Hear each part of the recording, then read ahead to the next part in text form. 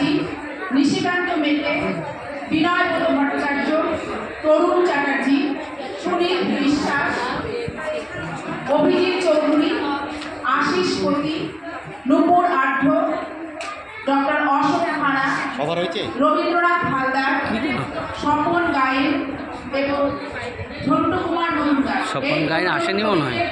মঞ্চে ডাকা হচ্ছে, আপনাদেরকে কবি সম্মাননা প্রদান করা হবে। আপনারা অবশ্যই মঞ্চে চলে আসছেন। এই তো এই কদিন আপনি কেউ আসেনি।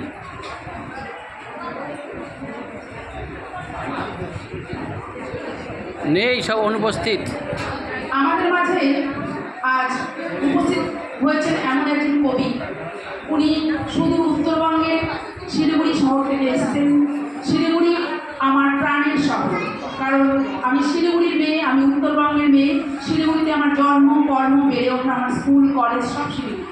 সেই শিলিগুড়ি থেকে আজকে আমাদের মাঝে অত দূর থেকে এই গরমে উনি কষ্ট করে আমাদের মাঝে এসেছেন। আমরা আন্তরিকভাবে ওনার কাছে কৃতজ্ঞ।